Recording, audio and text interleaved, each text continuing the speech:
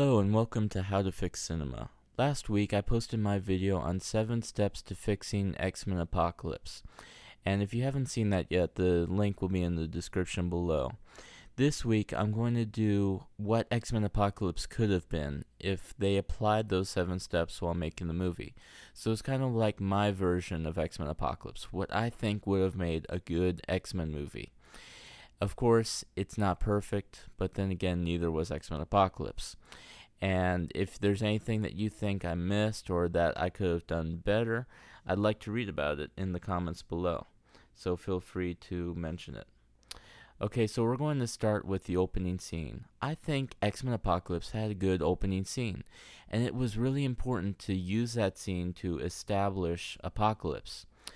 I think it could have been better though. They could have taken advantage of that scene to kind of develop Apocalypse as a villain, and that's what the movie really needed, was to take advantage of every scene that they could to give Apocalypse a more layered personality, characteristics, and to kind of show his motivations so that we could at least understand him. Even if we're not rooting for him, we need to kind of be on his level to see things from his point of view. And that opening scene would have been really good for that because it was all about Apocalypse. And I think that that scene should have been used to kind of show his God complex or to show how he feels about humanity, how he feels about mutants, how he views them, if he sees them as his children or his followers, his disciples. And I think that could have been done with dialogue. I don't believe Apocalypse actually spoke in the opening of the movie, and I think that really was a missed opportunity. And then we go to the title animation. Now, I thought that the title animations in Days of Future Past were the best example of titles in the entire series. It had the same feel as X-Men and X2, X-Men United, but it added even more to it because it furthered the plot. It depicted what was going on in the movie.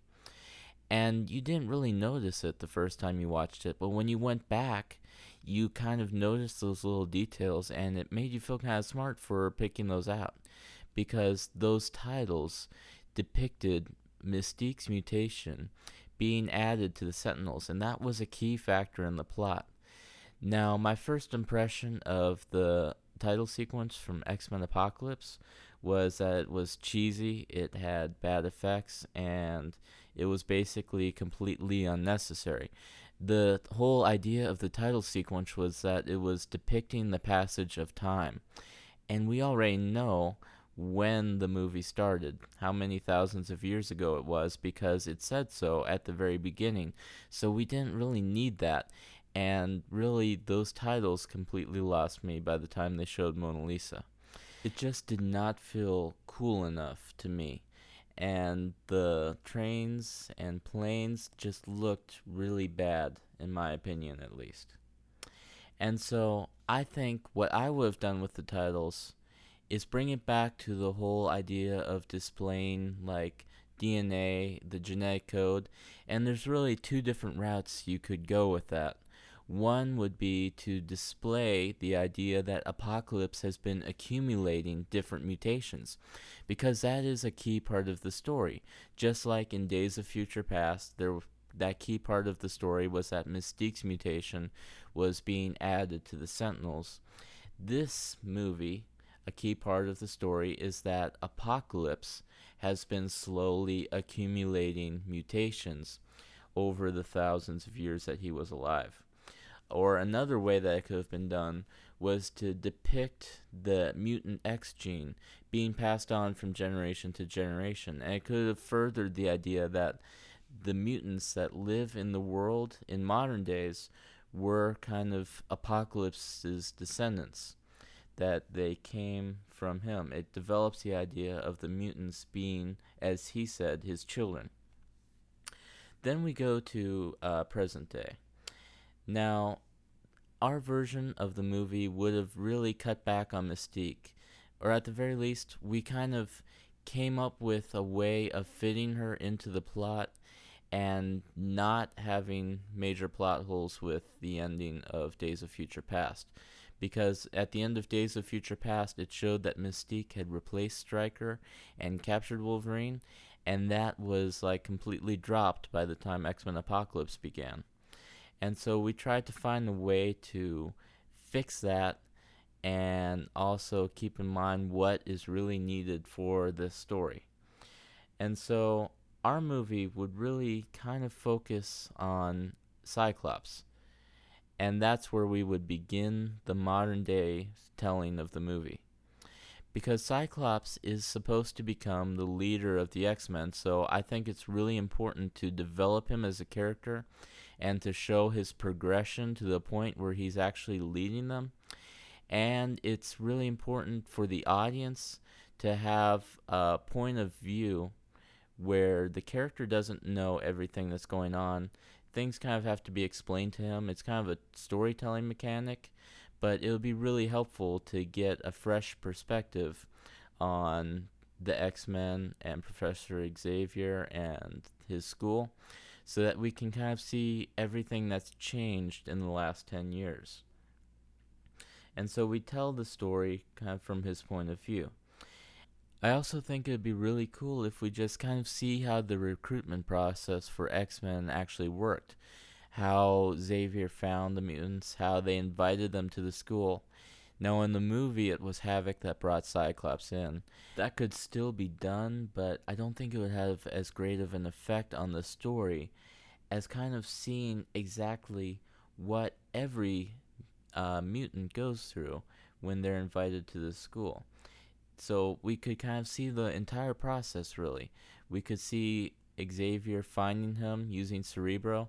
We could see them going to him and helping him step by step, bringing him to the school, showing him around. And I think that would be really cool because it helps to build the idea that this is a process that is constantly going on, and we can see what the students are getting out of that school and how Xavier is helping him. And so, whether Havoc is in the movie or not, I don't think it's really important. Now, I think that they could still use him for the emotional impact of the scene with the mansion exploding. And so they could bring him in later, but I think that having him bring Cyclops in really undercuts the possibilities of introducing the school and how everything works there. And then we'd also have Nightcrawler, who is another new recruit. Now, in our version, Mystique would not have been the one that brought him in. He simply would have been there when Cyclops showed up, and they would have hit it off because they're both new recruits and they both have no idea what's going on. They're both kind of learning as they go. And it gives a sense of life to the school to see that new people are always being brought in and that it's kind of like a living, breathing organization where they're constantly helping mutants and helping them to figure out their powers and figure out how to live with them. Then we would intertwine these scenes with Cyclops and the X-Men with scenes of Magneto. And Magneto's role in the film would play out pretty much exactly like it did in X-Men Apocalypse, right up until the point where he's recruited by Apocalypse. Because I think that his scenes really are some of the greatest scenes in the entire movie. They really make you feel for him, and they did an excellent job at depicting his family, his new life, and then showing it all being taken away from him. And that is one of the greatest developments of Magneto's character, in my opinion, from the entire series. And so we would not change a single thing about that, as I said, right up until the point where Apocalypse comes and recruits him. So we kind of go back and forth, and we go back to Cyclops and Nightcrawler.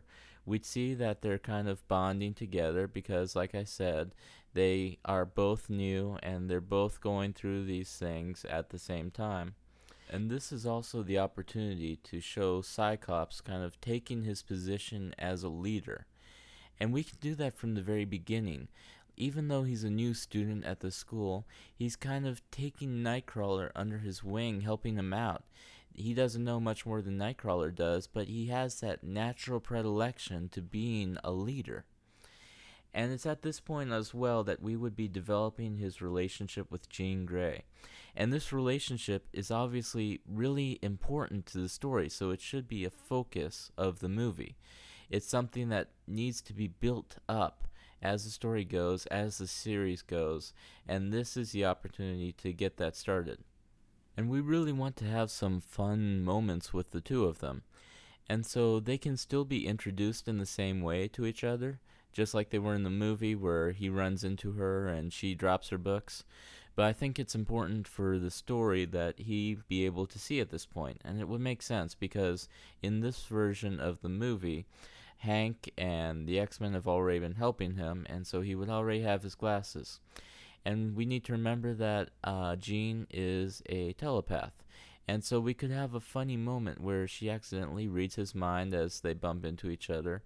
And we don't know, as the audience, what she sees, but we kind of get an idea of it. We can kind of guess where it's going. And so in the movie, we would see her reading his mind and see her blushing, and Cyclops all of a sudden realizes what she did, and he's embarrassed and he turns away. And so that would be a fun little moment between them, and it would be like a really nice foundation for the rest of their relationship. And then we would go to the discovery of Apocalypse.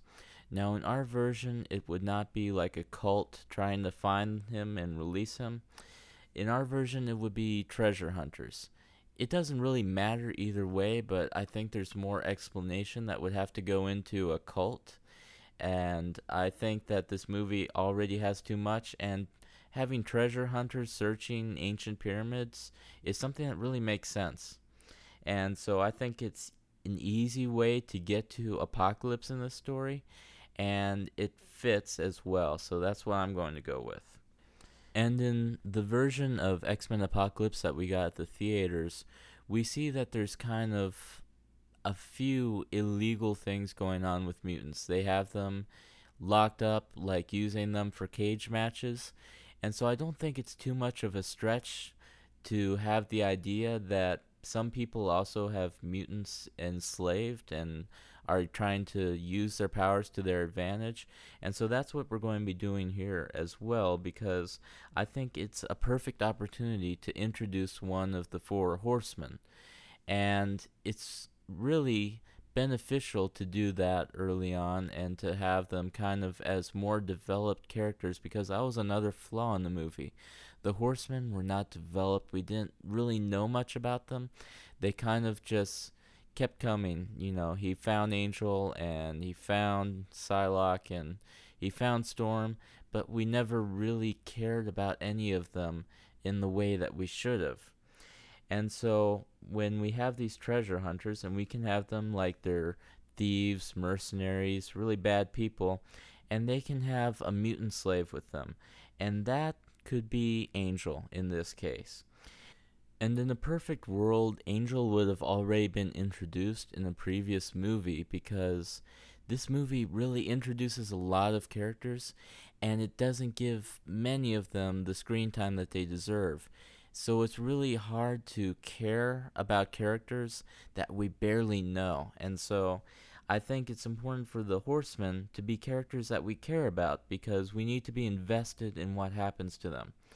And think back to X-Men First Class.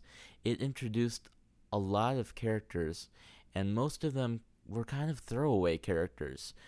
Like, I watched the movie and I got to know all of these new characters, the new X-Men, and I thought that they were going to be developed further as the series progressed, but then by the next movie, pretty much half of them had been killed off. So those characters in that movie were really disposable. So in my version of this movie, Angel would have already been introduced in First Class, and he would have taken the place of Banshee. And I don't think that's too much to ask for, considering that Banshee was introduced and basically killed off in the first half hour of Days of Future Past. And so this could have been the opportunity to develop these characters that became the Horsemen. And so in our version, Angel would have been one of those original X-Men in X-Men First Class. So he would have been with Xavier and Hank and Mystique, and he would have kind of had a relationship with them. And this would have allowed for tragedy as well, because in between movies, it could have been shown that he had been caught by these mutant slavers. They could have put like some type of device on him to keep him from escaping. They could have put something around his head to prevent telepathic signals so that Xavier or another telepath would be like incapable of finding him.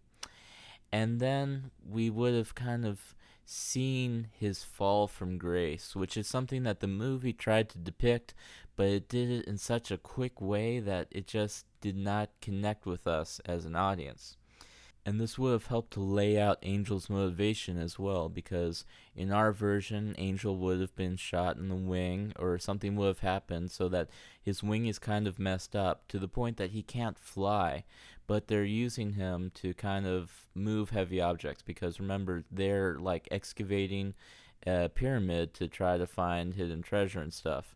And his wings are good enough that he can kind of use them to assist him in lifting stuff across rooms, but not good enough that he can do much more like fly away. And so Angel in this movie would feel abandoned because he's been a slave for years, and to him, Xavier has done nothing to try to help him or find him. And we find out later that Xavier has been trying, but Angel has this device on him that prevents Xavier from being able to find him. But Angel doesn't know that, and that is his motivation, because along comes Apocalypse offering to help him, and not only to save him from the slavers and to help him escape, but also making him better, fixing his wing. And so, at least with this version of the story, we would know what Angel's motivation is, why he's doing these things. And hopefully, we'll have some of that with the other horsemen as well. And so these treasure hunters find where Apocalypse is being kept, and at this point, Apocalypse wakes up, and the first thing he sees is Angel, a mutant, being mistreated by humans. And that is something that motivates him. It motivates his character through the rest of the movie because he sees that mistreatment of mutants. And it's something that he feels the need to rectify. And so that really allows us to get to know Apocalypse better and what his motivation is. And it lays out that motivation for the rest of the movie. And so we get to see why he wants to do what he wants to do, why he wants to take over the world. So at this point, he kills those thieves and mercenaries, but he doesn't do it instantly. In our version, his powers are going to be slightly subdued, just a little bit. He is still very formidable, but he doesn't have the ability to kill instantly, because that opens a lot of plot holes. Because if he has people fighting against him, then it opens the question as to why he would not use that power every single time. And so in our version, he's going to be fighting them, and a few of them are going to run away, and so he chases them down.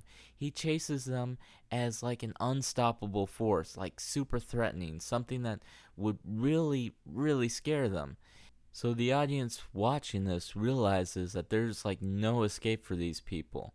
He didn't do it instantly, like I said, but he is still really scary in this scene. And so he chases him down, and this entire thing is being filmed on the news because he's really making quite a commotion. And then, right before he kills them, he gets shot. And this shot does not harm him permanently, but it kind of gives him like reason to doubt and to be worried because he doesn't know what a gun is. He's been asleep for thousands of years, and so he's kind of worried because if they have guns, it's like, what else do they have? And he realizes he needs to figure this out, and he needs to figure out what he's up against before he goes through with his plans of taking over the world. So this allows for the story to kind of breathe a little. It gives background into why he would want to destroy all of the nuclear weapons in the world, and it gives him an opportunity to kind of bond with Angel a little bit. He goes to Angel and asks him what that device was, and Angel kind of describes that it was a gun, and he looks back at his wings kind of sadly and says something about how guns are capable of much destruction. And at this point, Apocalypse would release him from his restraints, including the device on his head that had been keeping telepaths from being able to contact him, and he would also fix his wings. And so when Apocalypse invites Angel to join him, Angel does it willingly. And he wants to be with Apocalypse because Apocalypse was the only one in the last 10 years or so who actually did anything to help him. And then Apocalypse asks him if he knows of any other mutants who could join him in this crusade of his. And Angel kind of smirks and says, "Yes, I know some mutants who could join you." And in this case, he's referring to Magneto. And in our version of the story, Magneto left before Angel got captured. And so Angel, thinking back on it, has been thinking that maybe Xavier was wrong and Magneto was right, because everything that Angel went through up to this point shows him like a really negative view of humanity. And so even though he hates Xavier, he really likes Magneto at this point, and he kind of agrees with his position on how mutants should act with humanity. And it allows for the opportunity for those characters to kind of bond. And when Apocalypse invites Magneto to join his team, you have Angel there who's kind of on Magneto's side as well. And it gives even more of a reason for Magneto to want to join Apocalypse and join their crusade. Then we go back to the mansion, and at this point, Cyclops is trying to convince everyone to go to the mall. And in this scene, we would see that Jean Grey doesn't want to because she's afraid of her powers. And this would be like foreshadowing.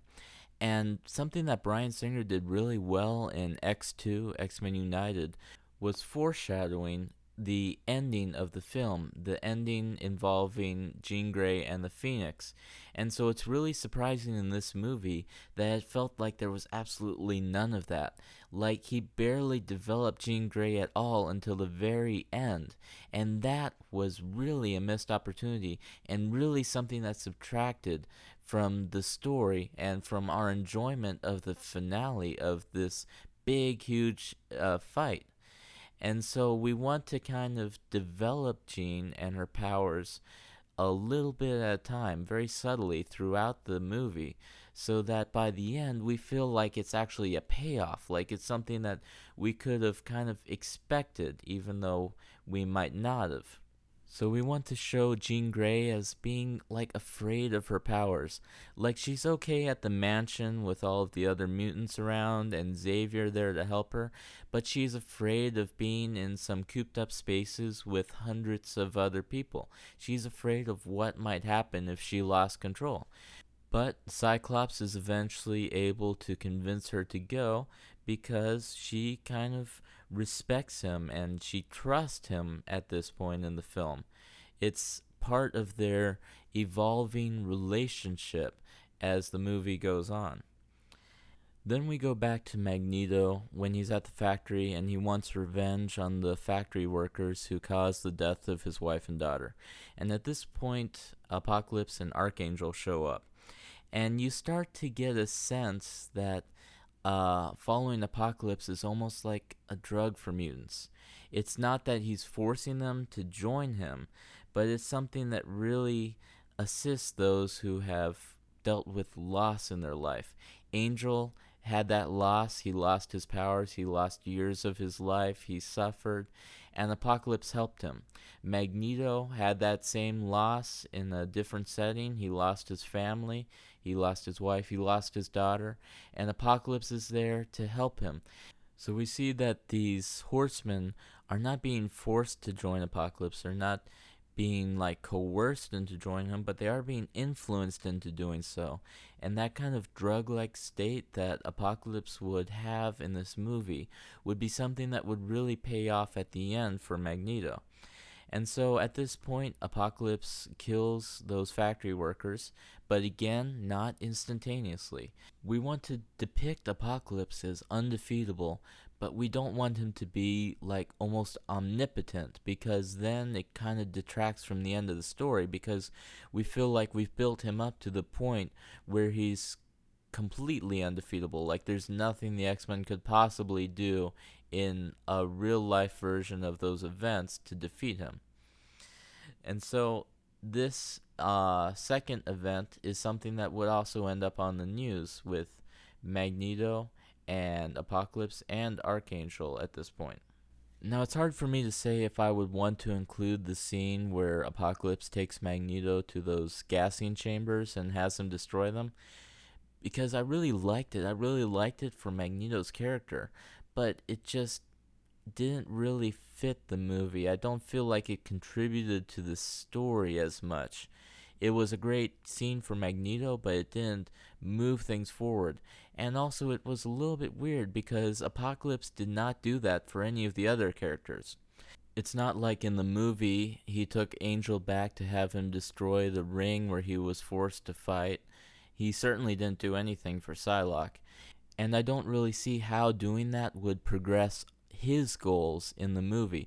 And we always want to keep his goals in mind, because that's what keeps the story focused and keeps it making sense and keeps it interesting, and it really prevents plot holes as long as we focus on what Apocalypse would actually be doing, not just trying to develop emotional scenes for the sake of having something interesting happen.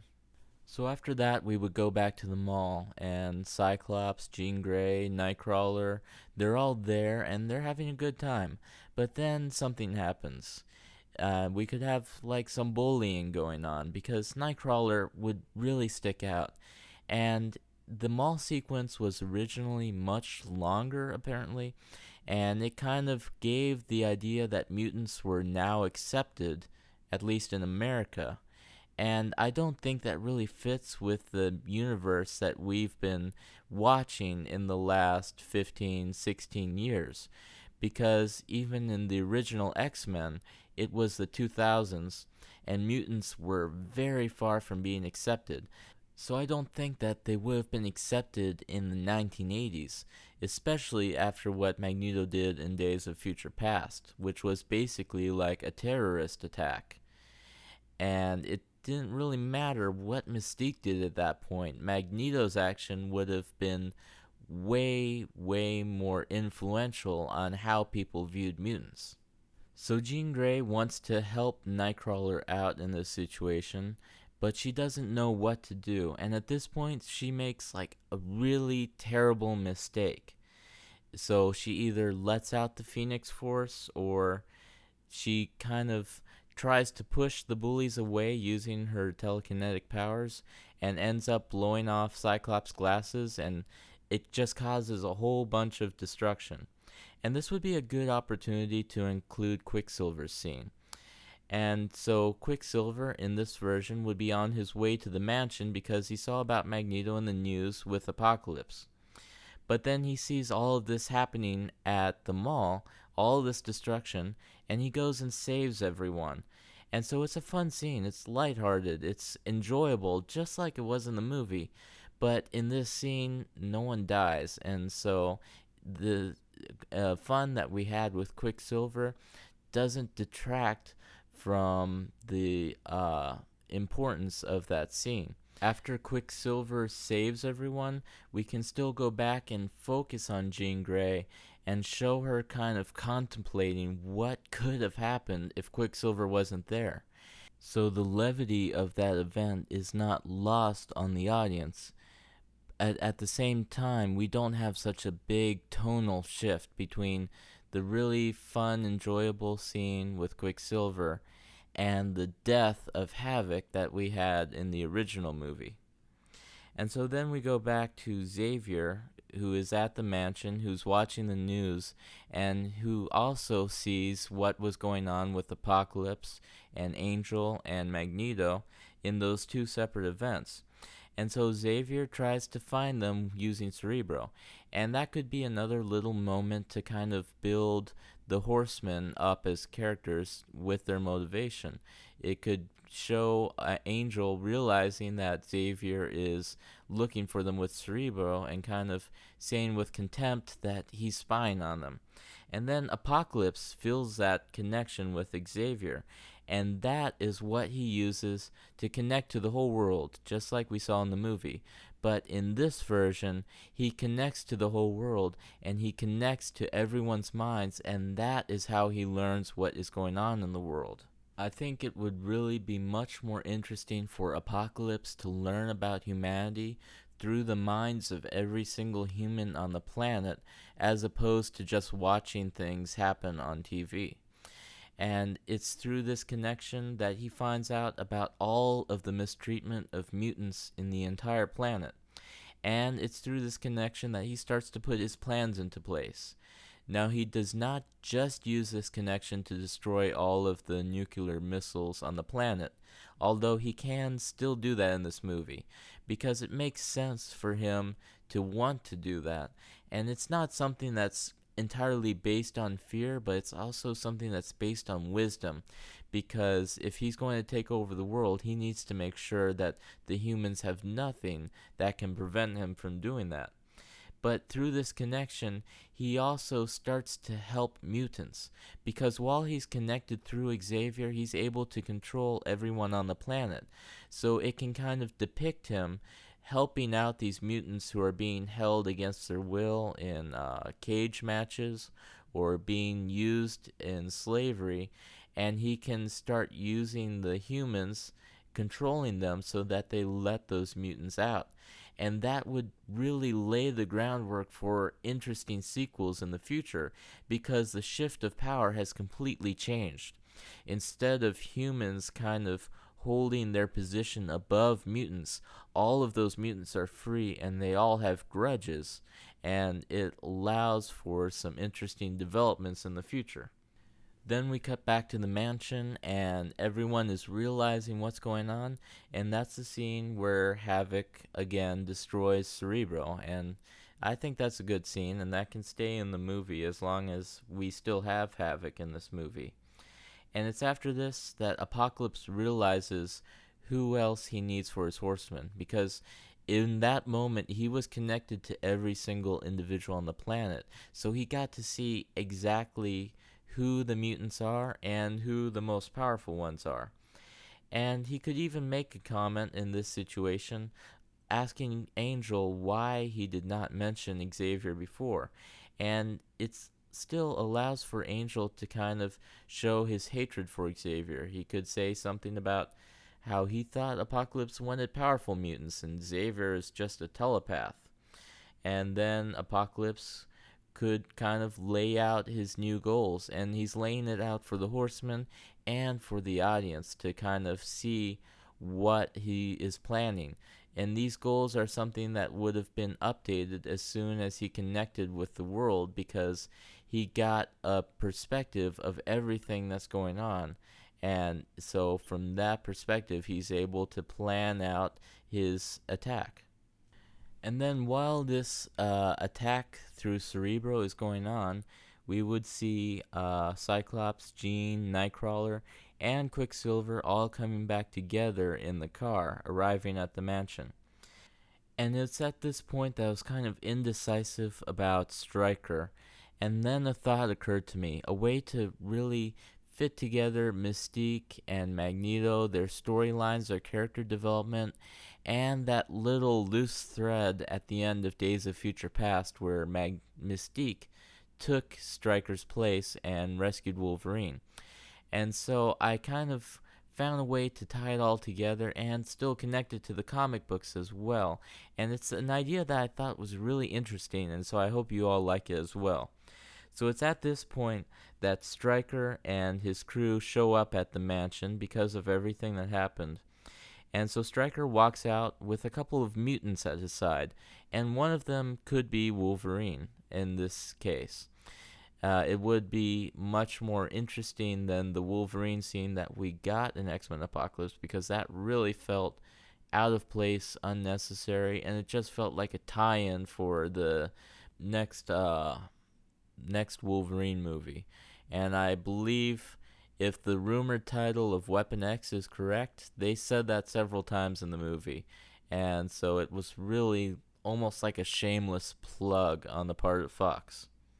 So in this version, Stryker would come out with Wolverine and these mutants at his side, and the X-Men would see them and kind of be preparing for a fight. And it's at that moment that Stryker turns into Mystique. And you find out that she has been pretending to be Stryker for 10 years now, and she is using all of his resources to help mutants. And she's also kind of replaced all of his people with mutants who are willing to join her in her cause. And you find out what they call their organization, and that would be a brotherhood, or specifically a brotherhood of mutants, with Mystique leading it up. And so I think that would really offer an interesting opportunity to connect back to the comics, kind of progress their characters to the place that they're supposed to be in the comics.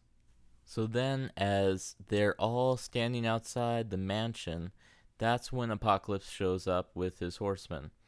And in this movie, we would make it clear that he does not want to kill mutants. Even if they're fighting against him, he sees them as like misguided and lost, and he wants to help them find their place in the world.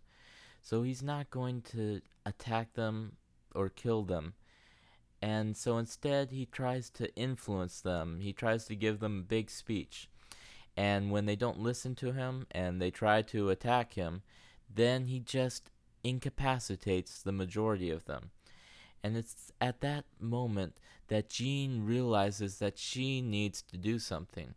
And she is still really shaken up about what happened at the mall. But she knows that if Apocalypse gets Xavier, he will be able to take his power and control the entire world.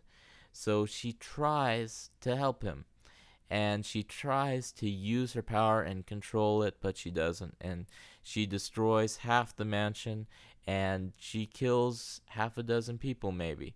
And that can include Havoc. But either way, Apocalypse gets away with Xavier, and Wolverine gets sucked into the portal with him before they leave. So then Jean realizes all of the damage she caused and all of the people she killed, and we see everyone having a really hard time with this, even Cyclops. But at this point, Cyclops steps up. He kind of realizes what needs to be done, and so he takes his place, kind of leading the team. And he gets everyone together, he rallies them together in spite of the fact that he's still suffering from grief. And he even comforts Jean Grey, and that further progresses their relationship. It helps to develop them as a couple and to see why they ended up together. And this also gives Cyclops a chance to stand out, to take his position as the leader of the X-Men, because in all of the movies thus far, he's really been relegated to the background, and that is not the way he's supposed to be in the comics. He's supposed to be the leader of the team. So it's really important that they develop him that way, that he ends up standing out and standing up and taking on that assignment. And now we go back to Egypt, and Apocalypse is trying to manipulate both Xavier and Wolverine. And we know that Wolverine was helping Mystique to try to save mutants, so Apocalypse appeals to that. He tries to convince him that his way is better, because Wolverine was doing it one at a time, and Apocalypse says, hey, if you join me, you'll be able to save them all at once. And so he tries to convince Wolverine that his life could finally have purpose. He could finally mean something. And we see Wolverine being tempted by this. And so finally, he joins, and Apocalypse decides to give him an upgrade, the same way that he gave Angel an upgrade.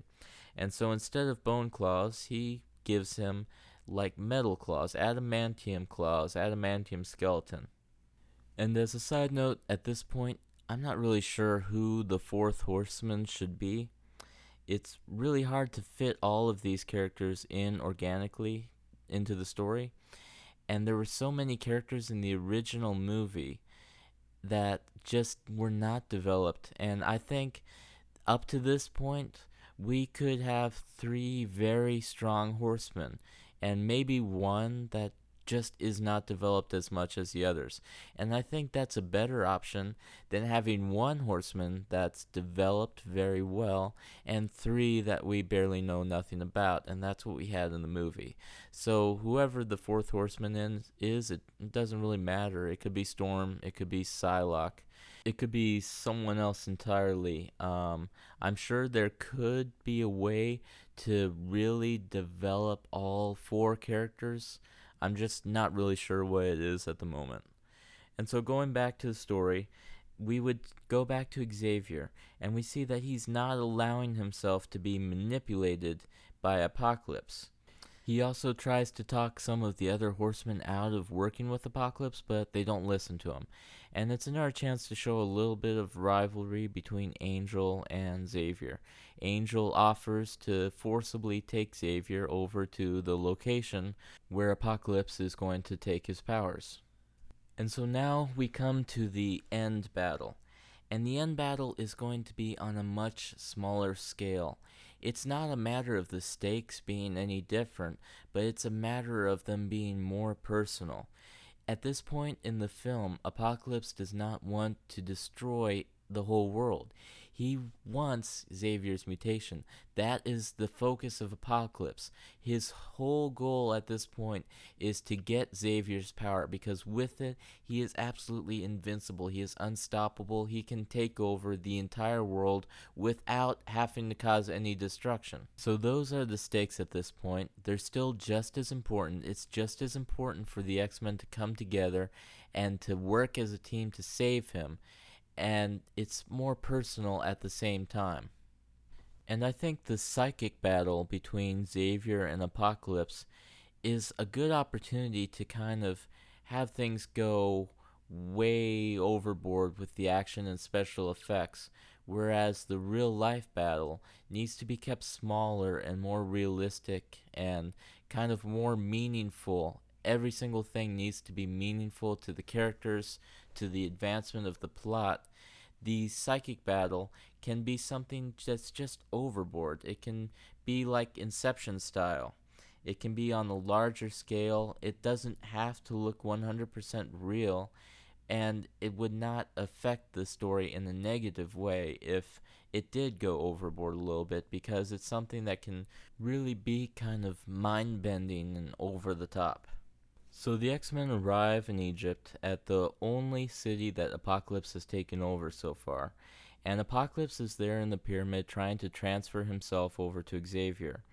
And all of his horsemen are focusing on protecting him. They're not doing anything else. They're not trying to destroy the whole world at the same time, because the key to Apocalypse's plan is to have Xavier's power, and so everyone is focusing on getting to that point. So Cyclops takes the lead with the X-Men to try to save Xavier, and we have Quicksilver and Mystique going off to take on Magneto. And they can go at it for a little while, but eventually Mystique tries to reason with Magneto that even though he's lost his entire family, he still has family that need him and care about him.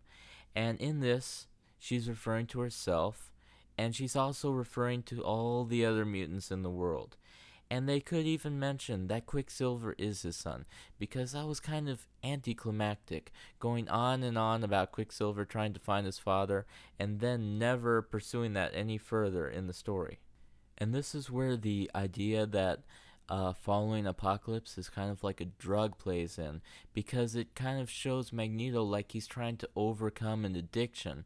It's something that he's been using to deal with his loss this entire time, and it's something that has made him feel better.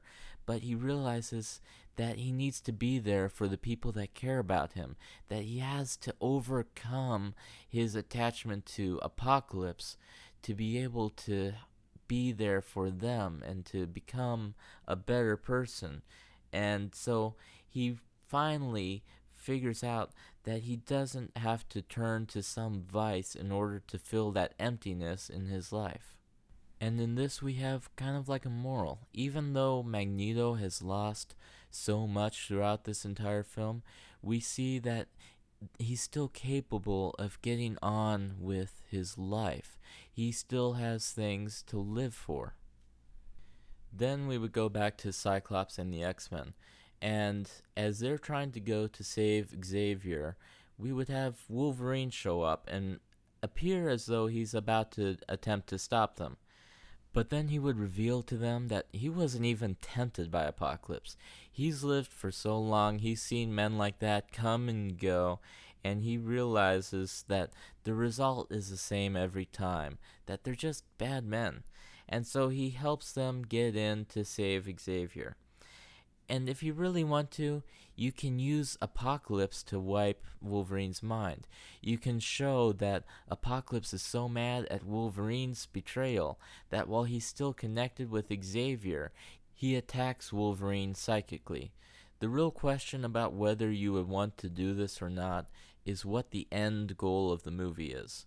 Is the goal to set up everything to be exactly the same, where Wolverine has no memory of who he is? Or is the goal to do something new and interesting? And if the goal is not to have Wolverine get his memory wiped, one interesting direction you could go with the character is to show that at the end he reveals that he actually was tempted by Apocalypse. And so he doesn't really know how he should feel about this. And so he goes off trying to kind of have some time to himself to find peace or to figure out what he needs to be doing with his life at this point. So then the X-Men go and have a confrontation with Archangel and the other Horsemen. And Archangel is out for revenge. He wants to get revenge on Xavier and on Beast because he felt like they abandoned him. But then Xavier is able to communicate with him telepathically and reveal to him that he has been searching for him for years, that his disappearance was really a tragedy to Xavier. And it was a key reason why Xavier has been so reluctant this entire time to use his students to train them for combat, to develop them as X-Men. He reveals that he couldn't stand the thought of losing another student the way he lost Angel, and this is something that connects with Angel. He remembers what he used to have when he was on the team, and so he turns on Apocalypse. And you can kind of see with every one of the Horsemen that we're developing a very specific theme. We're developing the theme of loss and redemption. Magneto lost his family and he went to a dark place, but then he was redeemed and he decided to help his real family, Mystique, and the other mutants. Angel lost his powers, he lost his connection with the X-Men, and so he went to follow Apocalypse, but then he was redeemed and he decided to join back with Xavier and to help defeat Apocalypse. So now it's basically everyone against Apocalypse. And Apocalypse is very formidable, but we get to see some teamwork on the part of the X-Men, and it's really interesting how they work together to fight him.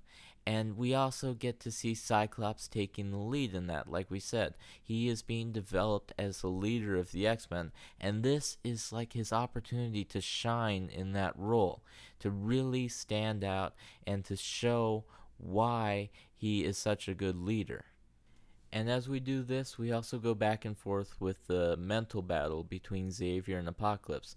And it also helps to develop Apocalypse as being a very formidable enemy because he's able to fight the X-Men on two different fronts.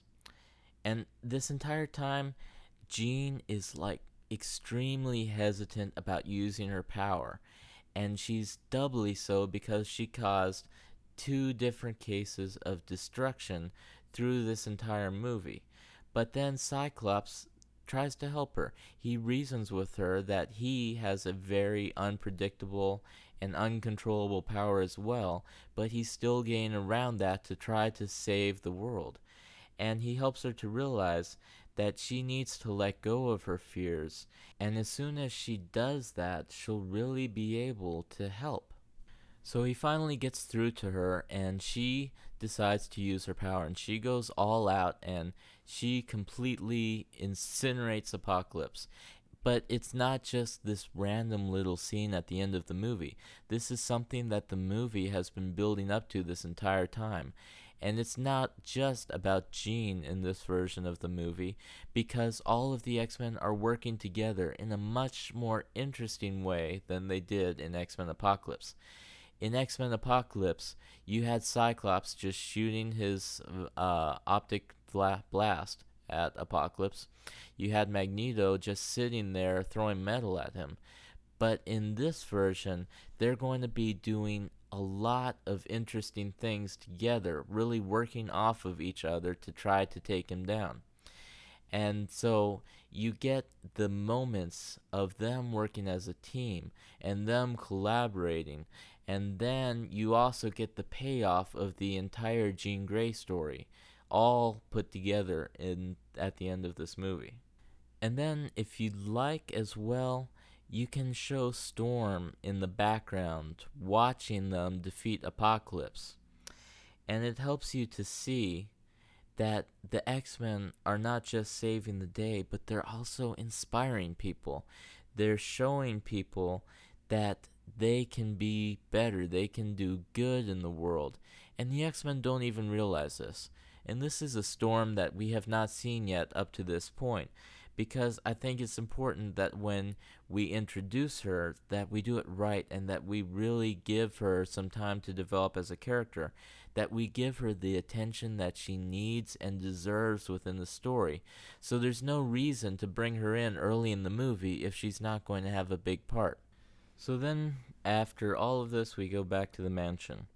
And we can have Jean and Magneto reconstructing the mansion just as they did in the film, because that was kind of a cool scene. I really liked that, and it really tied back to Magneto saying that he had helped build Cerebro in the original movies. And it was just altogether like a fun scene. But now Magneto has a clear reason to leave. It's not as muddled and random as it was in the movie, because Mystique has her Brotherhood of Mutants, and their goal is more in line with Magneto's goal this entire time. So Magneto leaves and goes to help Mystique. Both Magneto and Xavier realize that they have the same goals of helping mutants, but at the same time they both see that they have different ways of going about this.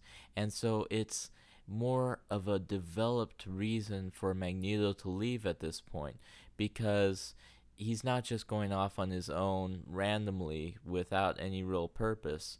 He's going to do what he has been trying to do throughout all of the movies, which is to help mutants.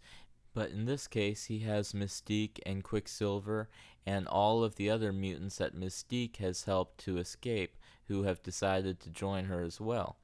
And this kind of puts all of the mutants in their respective places in the comic books as well. Because at the end of X-Men Apocalypse, you really kind of had things mixed up. Mystique was not supposed to be in the X-Men. Quicksilver was not supposed to be in the X-Men. And Mystique really kind of encroached on Cyclops' position, because Cyclops could have had a much bigger position in the X-Men at the end of this movie if Mystique was not there getting in the way. And so we put everyone back where they ought to be, so that it allows for more character development So finally, we come to the scene where you see the X-Men all together, all in like their original costumes. And we have Jean Grey, we have Nightcrawler, we have Angel, we have Beast, we even have Storm, who we have not really seen much of, but it allows for her to be developed more in a future story. And then we see Cyclops walk in, and he is the one that is helping them, that is leading them as they do this training exercise. Because by this point in this version of the story, he has earned that position because he really stepped up to help them to defeat Apocalypse. And so he's kind of taking his rightful position in the X-Men. And so in this way, all of the pieces have really fallen into place organically to prepare us for the future of this series. So that's my idea for what X-Men Apocalypse could have been. If you liked any of these points or didn't like them or think there's something that I missed or left out or should have included, be sure to mention that in the comments. Be sure to subscribe if you like this video, and come back next week to see another How to Fix video.